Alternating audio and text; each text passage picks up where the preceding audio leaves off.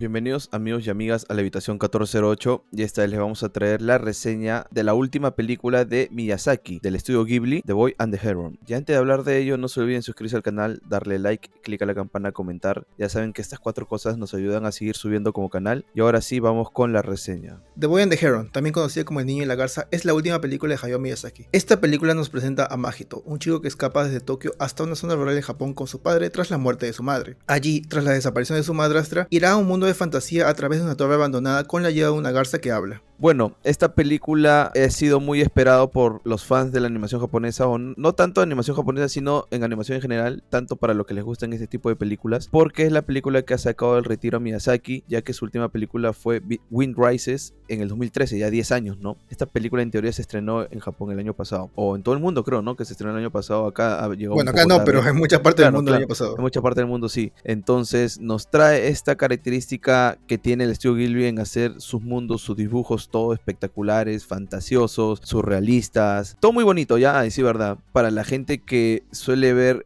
este tipo de películas, normalmente siempre dejan una enseñanza al final de la película, cosa que yo no sentí mucho acá en esta película, ¿no? Es como que, ya, muy bonito, ¿no? Así como cuando dijimos más o menos con The Creator el año pasado, ya muy bonito, o sea, todo ha sido espectacular, todo, pero ¿qué más? O sea, el guión en sí en esta película es lo más flojo de todo, porque si bien nos muestran varias cosas y varios aspectos de este mundo que nos tratan de guiar, el personaje Mahito, cuando va dentro de la torre, es donde se pierde más o menos la trama, porque entra para algo que es lo de buscar a su madrastra, pero dentro de eso se pierde esas intenciones, porque las intenciones al final llegan a ser otras, que es el aprendizaje, bueno, un aprendizaje un poco inexistente, un poco forzado para el personaje en lo que requiere con su vida, ¿no? Que en este caso es a la hora de conocer a Himi, que es una chica que utiliza el fuego y que también la ha visto en sus sueños antes de entrar a la torre. Entonces es algo que tú te pones a pensar, ya la historia es en sí eso, primero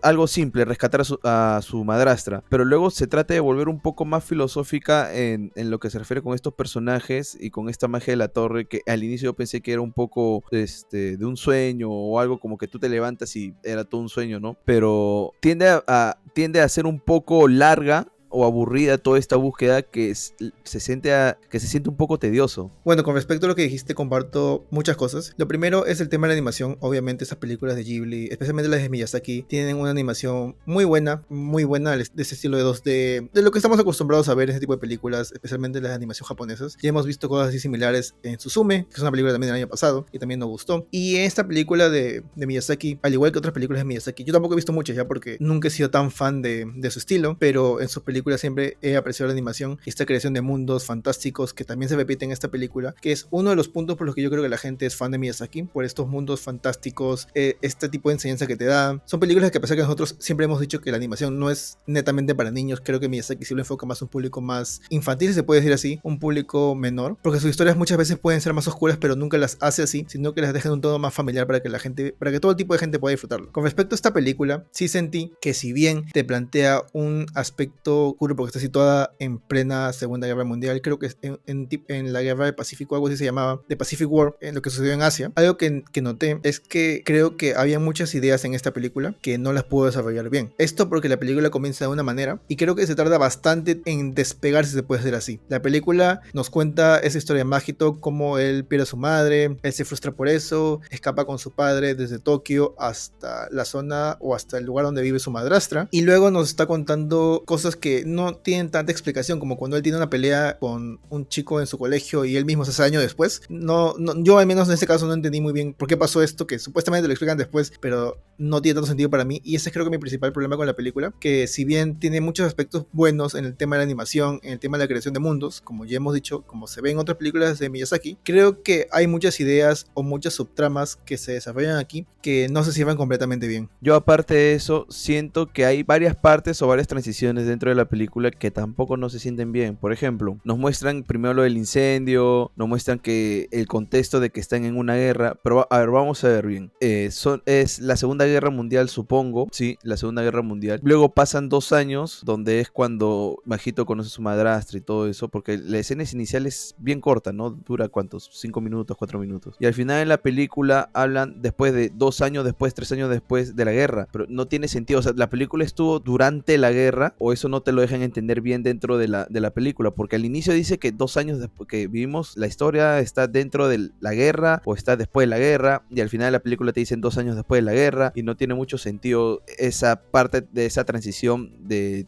tiempo que tiene esta película, ¿no? Ese es uno de los problemas que tiene no solo esta película, sino hay un montón de películas en donde te quieren situar exactamente en dónde está, en qué contexto está dentro de la película, ¿no? En qué contexto de tiempo, pero a veces no te lo suelen indicar de una manera correcta, pero en este Claro, caso no fue. creo que aquí en este caso, o sea, no es como que el comienzo de la guerra, sino que sucede en plena guerra y ya lo que pasa después es después de la guerra, algo así más o menos. Es que, claro, ¿ves? Es que tú tampoco estás muy seguro de eso porque no te pusieron muy bien en ese contexto. Entonces, si no saben hacerlo, o sea, no es que si no saben hacerlo bien, si no lo hacen de una manera correcta, entonces mejor que no lo digan, ¿no? Porque de todas formas, ese contexto en sí no sirve para mucho, solamente para saber en el trabajo en específico que hace el papá, que creo que son ¿cómo se llaman? Los cascos de los aviones, yo supongo, porque eran en ese caso, se usaban muchos aviones kamikaze y todo ese tipo de aviones durante la guerra, ¿no? Y el papá trabajaba en una fábrica sobre eso. Pero de ahí si no sabes, o sea, si no sabes ese contexto, no interesa mucho dentro de la película porque al final se basa en la historia fantástica que hace Majito, ¿no? Que como tú ya has dicho, hay muchos agujeros y a decir verdad, hay muchas cosas interesantes dentro de la película, pero es que se pierden porque te lanzan mucha información o es que la historia se va por otro lado. Porque como dije al inicio, la película por un lado y de ahí de la nada agrega otra subtrama y deja este camino que estaba al inicio de lado. Por ejemplo, al inicio de la película va en busca de su madrastra, luego entra a este castillo con una de estas señoras Kiriko, encuentra su versión joven y gracias a ella conoce a Lady Himi y toda la subtrama prácticamente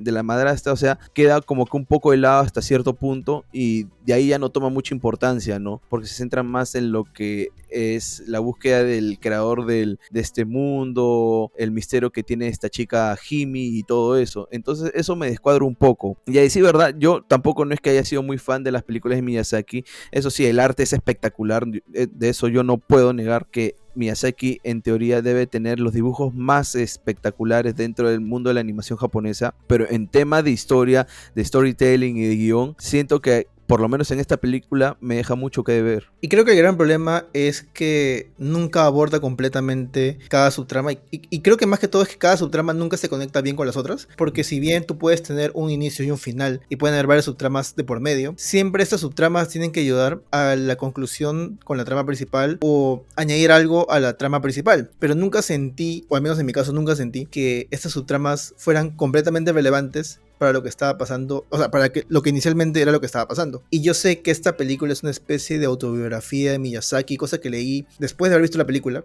y mucha gente dice que si conoces el contexto de por qué hizo la película, de sobre qué está basado y todo, la vas a apreciar mejor. Ok, entiendo eso, pero la misma película también me tendría que dar argumentos que me hagan entenderla bien sin necesitar ese contexto para poder disfrutarla. Cosa que, por ejemplo, pasó algo como Nimona, porque si bien Nimona aborda el tema del creador de Nimona, de todas formas, sin saber eso, puedes disfrutar la película. Y esto no me pasó con The Boy and the Heron, porque sentí que, ok, si hubiese sabido eso, probablemente lo hubiese disfrutado más, pero no estaría calificando la película en base a lo que me muestra la película. Que es como lo que decimos cuando alguien te dice, ok, pero si no entiendes esto bien, en el libro te lo explica mejor. Exactamente lo mismo, solo que no necesito depender de un libro o de una historia de trasfondo para poder disfrutar algo por sí solo. Y eso me pasó con esta película. No me parece una película mala, pero siento que hay muchas ideas buenas que no se logran conectar bien y no me hace lograr empatizar con los personajes. Y eso es algo muy clave en esta película, porque el personaje de Majito pasa por muchas cosas, pero yo nunca tuve un interés muy grande en él. O sea, nunca sentí que lo que le estaba pasando o por las cosas que atravesaba me generaban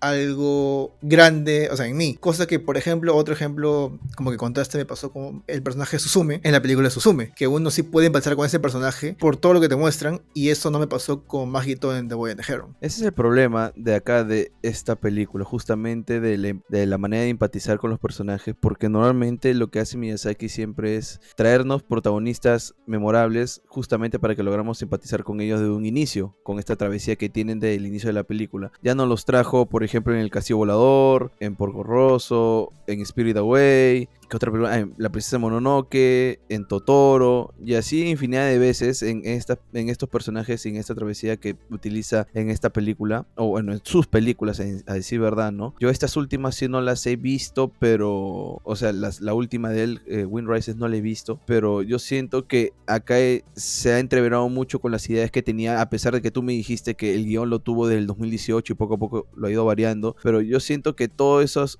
lo que ha querido demostrar dentro de la película no lo ha podido plasmar, y eso que han sido como que 2 horas de película. Dos horas, ¿no? 2 horas de película. 2 horas de película exactas. Y eso a mí me apena mucho porque yo quería que esta película sea una de las mejores que haya visto en el año, a decir verdad. Bueno, no este año, ¿no? Porque esta película es de 2023, a decir verdad. Entonces, como que me deja de ver un poco, ¿no? Bueno, y después de todo lo que hemos dicho, creo que si tuviera que rescatar algo bueno de la película sería la banda sonora. La banda sonora me gustó mucho.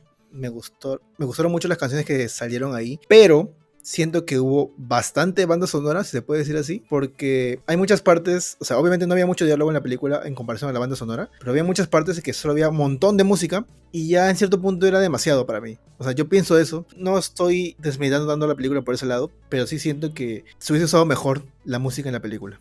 Bueno, yo también, para acabar, siento que la banda sonora no me dejó satisfecho, justo como estamos hablando. No me dejó tanto satisfecho, porque si bien Joe Hisaishi ha sido este músico que ha hecho casi toda la mayoría de las bandas sonoras de las películas de Miyazaki y son espectaculares, en esta película siento que al inicio, en el mundo humano, en el mundo real, utiliza como que unas notas un poco raras. No me dejan de todo satisfecho qué es lo que quiere demostrar acá en este apartado musical, porque parecen notas aleatorias que, si bien estarían más ligadas al mundo fantástico, porque son como que una música inesperada, ¿no? En cambio, cuando entra el mundo mágico, ya tienes toda la banda sonora que normalmente te suelen entregar en el mundo de las películas de Miyazaki, del estudio Ghibli. Cosa que yo siento que debió haber sido como que al revés, ¿no? En el mundo real, tener unas melodías características de acuerdo al contexto que se está mandando ahorita en esa escena. Y ya en el mundo de la torre, ponernos como que las notas, así que trataban de entregarnos al inicio unas notas un poco disonantes, un poco aleatorias, para que nos demuestre la aleatoriedad que nos vienen mostrando a lo largo de todo este mundo abstracto que nos